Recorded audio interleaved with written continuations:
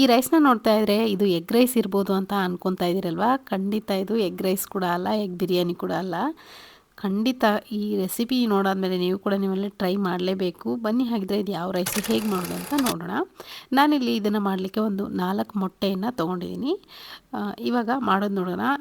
ಇದಕ್ಕೆ ಮೊದಲನೇದಾಗಿ ಮಸಾಲೆಯನ್ನು ರುಬ್ಕೊಂಬಿಡೋಣ. ಒಂದು ಬ್ಲೆಂಡರ್ ಜಾರ್ಗೆ 1 ಸ್ಪೂನ್ ಆಗೋಷ್ಟು ಧನಿಯಾ ಕಾಳು, ಒಂದು ಅರ್ಧ ಟೀ ಸ್ಪೂನ್ ಆಗೋಷ್ಟು ಪೆಪ್ಪರ್ ಕಾಳು, ಹಾಗೆ 1 ಇಂಚಿನಷ್ಟು ಚಕ್ಕೆ, 1 ಲವಂಗ, 1 ಏಲಕ್ಕಿ ಹಾಕ್ಕೊಂಡಿದ್ದೀನಿ. ಹಾಗೆಯೇ ಒಂದು ಅರ್ಧ ಟೀ ಸ್ಪೂನ್ ಆಗೋಷ್ಟು ಸೋಂಪು, ಹಾಗೆ ಅರ್ಧ ಟೀ ಸ್ಪೂನ್ ಆಗೋಷ್ಟು ಜೀರಿಗೆ, ಅರ್ಧದಷ್ಟು ಈರುಳ್ಳಿ, ಅರ್ಧದಷ್ಟು ಟೊಮೆಟೊವನ್ನು ಕೂಡ ನಾನಿಲ್ಲಿ ಸೇರಿಸ್ಕೊಂಡಿದ್ದೀನಿ. ಸ್ವಲ್ಪ ಕೊತ್ತಂಬರಿ ಸೊಪ್ಪು, ಒಂದು ನಿಮ್ಮ ಖಾರಕ್ಕೆ ಎಷ್ಟು ಬೇಕಷ್ಟು ನೋಡಿಕೊಂಡು ಹಸಿಮೆಣಸಿನ್ಕಾಯನ್ನು ಬಳಸ್ಕೊಳ್ಳಿ. ನಾನಿಲ್ಲಿ 2 ಬಳಸಿದ್ದೀನಿ. ಸೊ ಇವಾಗ ಇದನ್ನು ನುಣ್ಣಗೆ ರುಬ್ಕೊಂಡು ಬರಬೇಕು. ಇವಾಗ ನೋಡ್ತಿರ್ಬೋದು, ಇಷ್ಟು ರುಬ್ಬಿದ್ರೆ ಸಾಕು. ಇವಾಗ ಅಕ್ಕಿಯನ್ನು ನೆನೆಸಿಟ್ಟಿದ್ದೀನಿ. 1 ಕಪ್ ಆಗುವಷ್ಟು ಅಕ್ಕಿಯನ್ನು ನೀರಲ್ಲಿ ವಾಶ್ ಮಾಡ್ಕೊಂಡು ನೆನೆಸಿಟ್ಟಿದ್ದೀನಿ. ಇವಾಗ ಕುಕ್ಕರಲ್ಲಿ ಮಾಡ್ಕೊಳ್ತಾ ಇರೋದನ್ನೇ ಕುಕ್ಕರ್ನ ಬಿಸಿ ಇಟ್ಕೊಂಡು 1 2ರಿಂದ 3 ಟೇಬಲ್ ಸ್ಪೂನ್ ಆಗೋಷ್ಟು ಎಣ್ಣೆಯನ್ನು ಹಾಕ್ಕೊಂಡು ಬಿಸಿ ಮಾಡ್ಕೊಳ್ತಾ ಇದ್ದೀನಿ. ಎಣ್ಣೆ ಬಿಸಿ ಆಗ್ತಿದ್ದಂಗೆ 1 ಪಲಾವ್ ಎಲೆ ಹಾಕ್ಕೊಳ್ತಾ ಇದ್ದೀನಿ. ಅರ್ಧದಷ್ಟು ಈರುಳ್ಳಿ ಕೂಡ ಮಿಕ್ಕಿತ್ತಲ್ಲ, ಅದನ್ನು ಕೂಡ ನಾನಿಲ್ಲಿ ಒಗ್ಗರಣೆಗೆ ಬಳಸ್ತಾ ಇದ್ದೀನಿ. ಈರುಳ್ಳಿ ಸ್ವಲ್ಪ ಹೊತ್ತು ಚೆನ್ನಾಗಿ ಫ್ರೈ ಮಾಡ್ಕೋಬೇಕು. ಸ್ವಲ್ಪ ಟ್ರಾನ್ಸ್ಪರೆಂಟ್ ಆದರೆ ಸಾಕು. ಇವಾಗ ನೋಡಿ, ಶುಂಠಿ ಬೆಳ್ಳುಳ್ಳಿ ಪೇಸ್ಟು ಫ್ರೆಶ್ ಆಗಿ ಮನೆಯಲ್ಲೇ ಮಾಡಿರುವಂಥದ್ದು 1 ಸ್ಪೂನ್ ಆಗೋಷ್ಟು ಹಾಕ್ಕೊಳ್ತಾ ಇದ್ದೀನಿ. ಶುಂಠಿ ಬೆಳ್ಳುಳ್ಳಿ ಪೇಸ್ಟ್ ನಿಮ್ಮ ಹತ್ರ ಅವೈಲೇಬಲ್ ಇಲ್ಲ ಅಂದರೆ ರುಬ್ಬೋದ್ರಲ್ಲಿ 1 ಗೆಡ್ಡೆ ಬೆಳ್ಳುಳ್ಳಿ, ಹಾಗೆಯೇ ಒಂದು ಅರ್ಧ ಇಂಚಿನಷ್ಟು ಶುಂಠಿ ಕೂಡ ಹಾಕ್ಕೊಂಡು ರುಬ್ಕೋಬೇಕಾಗತ್ತೆ ಮಸಾಲೆ ಜೊತೆಗೆ. ಇವಾಗ ಶುಂಠಿ ಬೆಳ್ಳುಳ್ಳಿ ಪೇಸ್ಟ್ನ ಚೆನ್ನಾಗಿ ಫ್ರೈ ಮಾಡಿಕೊಂಡು ಇದ್ರ ಜೊತೆಗೆ ನೋಡಿ ಅರ್ಧದಷ್ಟು ಟೊಮೆಟೊ ಏನು ಮಿಕ್ಕಿತ್ತಲ್ಲ, ಟೊಮೆಟೊ ಕೂಡ ಹಾಕ್ಕೊಂಡಿದ್ದೀನಿ. ಟೊಮೆಟೊ ಬೇಕಿದ್ರೆ ನೀವು ಜಾಸ್ತಿನೇ ಹಾಕೋಬೋದು, 2 ಟೊಮೆಟೊ ಕೂಡ ಹಾಕೋಬೋದು, ತುಂಬ ಟೇಸ್ಟಿಯಾಗಿ ಬರುತ್ತೆ. ಟೊಮೆಟೊ ಜೊತೆಗೆ ನಾನಲ್ಲಿ ಕಸೂರಿ ಮೇಥಿ ಕೂಡ ಹಾಕ್ಕೊಂಡೆ. 1 ಸ್ಪೂನ್ ಆಗೋಷ್ಟು ಕಸೂರಿ ಮೇಥಿ ಇದೇ ಟೈಮಲ್ಲಿ ಹಾಕ್ಕೊಂಡು ಫ್ರೈ ಮಾಡ್ಕೋಬೇಕು. ತುಂಬ ಟೇಸ್ಟಿಯಾಗಿ ಬರುತ್ತೆ ಕಸೂರಿ ಮೇಥಿ ಈ ಟೈಮಲ್ಲಿ ಹಾಕಿ ಚೆನ್ನಾಗಿ ಎಣ್ಣೆಯಲ್ಲಿ ಫ್ರೈ ಮಾಡೋದ್ರಿಂದ.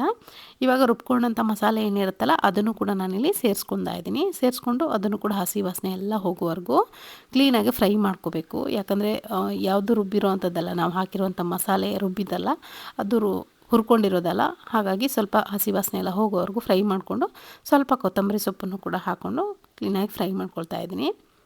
ಇವಾಗ ನೋಡ್ತಿರ್ಬೋದು ಸಾಫ್ಟ್ ಆಗಿದೆ ಎಲ್ಲವೂ. ಸ್ವಲ್ಪ ನೀರು ಹಾಕ್ಕೊಂಡು ನೀವು ಫ್ರೈ ಮಾಡಿಕೊಂಡ್ರೆ ಬೇಗನೆ ಸಾಫ್ಟ್ ಆಗುತ್ತೆ. ಸ್ವಲ್ಪ 1-2 ಡ್ರಾಪ್ ಆಗೋಷ್ಟು ನೀರು ಹಾಕಿದೆ. ಹಾಗೆ ಉಪ್ಪು ಅರಿಶಿನ ಕೂಡ ನಾನಿಲ್ಲಿ ಸೇರಿಸ್ಕೊಂಡಿದ್ದೀನಿ.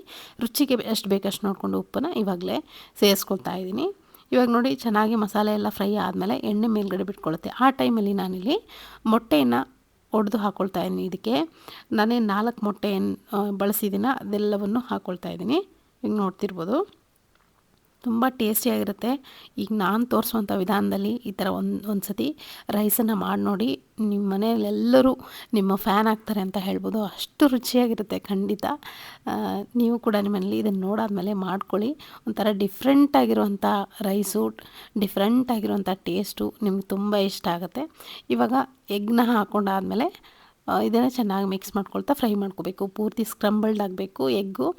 ಎಗ್ ಬುರ್ಜಿ ಮಾಡ್ತಿರಲ್ಲ ಆ ಥರ ಆಗಬೇಕು, ಎಗ್ ಬುರ್ಜಿ ಥರ ಆಗಬೇಕಿದು.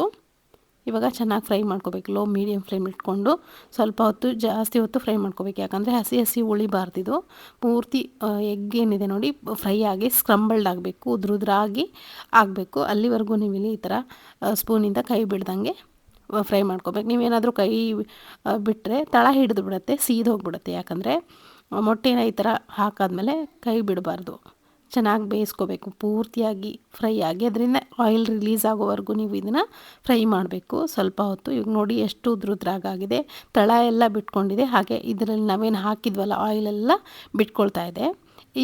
ಈ ಹಂತದಲ್ಲಿ ಎಲ್ಲ ಕರೆಕ್ಟಾಗಿ ಪರ್ಫೆಕ್ಟಾಗಿ ಬೆಂದಿದೆ ಅಂತ ಅರ್ಥ. ಈ ಟೈಮಲ್ಲಿ ನಾನಿಲ್ಲಿ 2 ಕಪ್ ಆಗೋಷ್ಟು ನೀರನ್ನು ಸೇರಿಸ್ಕೊತಾ ಇದ್ದೀನಿ. ಇದಕ್ಕೆ 1 ಕಪ್ ಆಗೋಷ್ಟು ರೈಸನ್ನು ನಾನು ಕ್ಲೀನಾಗಿ ವಾಶ್ ಮಾಡ್ಕೊಂಡು ಇಟ್ಕೊಂಡಿದ್ದೀನಿ. ನೆನೆಸಿ 2 ಕಪ್ ಆಗೋಷ್ಟು ನೀರನ್ನು ಸೇರಿಸ್ಕೊಂಡಿದ್ದೀನಿ. ಇದಕ್ಕೆ ನೀರನ್ನು ಹಾಕ್ಕೊಂಡು 1-2 ಕುದಿ ಚೆನ್ನಾಗಿ ಕುದಿಸ್ಕೋಬೇಕು.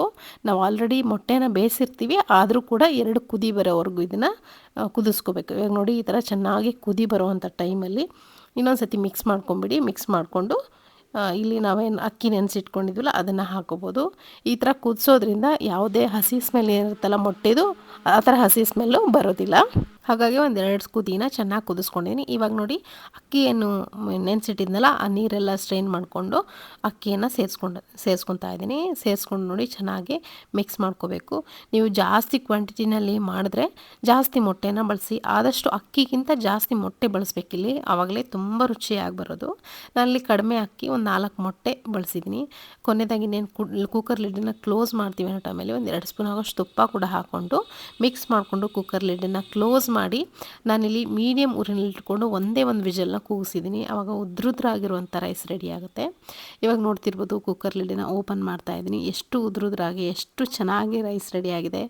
ಇದಕ್ಕೆ ಏನಂತ ಹೆಸರು ನೀವೇ ಒಂದು ಇದಕ್ಕೆ ಹೆಸರಿಡಿ. ಈ ರೈಸ್ಗೆ ಎಗ್ ಬುರ್ಜಿ ರೈಸಾ, ಎಗ್ ಬುರ್ಜಿ ಪಲಾವಾ, ಎಗ್ ರೈಸ್ ಬಿರಿಯಾನಿನ, ಏನು ಹೆಸರು ಕೊಡಬೇಕು ಅಂತ ನೀವೇ ಒಂದು ಕಮೆಂಟ್ ಮುಖಾಂತರ ಬರ್ತಿಳಿಸಿ. ನನಗೆ ತುಂಬ ಟೇಸ್ಟಿಯಾಗಿತ್ತು ಮಾತ್ರ. ಖಂಡಿತ ನೀವು ಕೂಡ ನಿಮ್ಮ ಮನೇಲಿ ಮಾಡ್ಕೊತೀರಾ ಅಂದ್ಕೊಂಡಿದ್ದೀನಿ. ಯಾರ್ಯಾರು ಮಾಡ್ಕೊಳ್ತಿದ್ದೀರಾ ಕಮೆಂಟ್ ಮುಖಾಂತರ ಬರ್ತಿಳಿಸ್ತಾನೆ ಮರಿಬಿಡಿ. ಸೊ ಇವಾಗ ನಾನಿಲ್ಲಿ ಒಂದು ಅಡಿಕೆ ತಟ್ಟೆಯಲ್ಲಿ ಇದನ್ನು ಸರ್ವ್ ಮಾಡ್ತಾ ಇದ್ದರೆ ಯಾವುದೋ biryani, egg biryani, chicken biryani, mutton biryani serve ಮಾಡ್ದಂಗೆ ಆಗ್ತಿದೆ. ಅಷ್ಟು ಟೇಸ್ಟಿಯಾಗಿತ್ತು, ಅಷ್ಟು ಚೆನ್ನಾಗಿತ್ತು. ಖಂಡಿತ ನೀವು ಕೂಡ ಇದನ್ನು ಮಾಡಿ ನೋಡಿ ಹೇಗಿತ್ತು ಅಂತ ಅಭಿಪ್ರಾಯ ತಿಳಿಸಿ. ಇವತ್ತಿನ ಈ ರೆಸಿಪಿ ಇಷ್ಟ ಆಗಿದ್ರೆ ಲೈಕ್ ಮಾಡಿ. Thank you.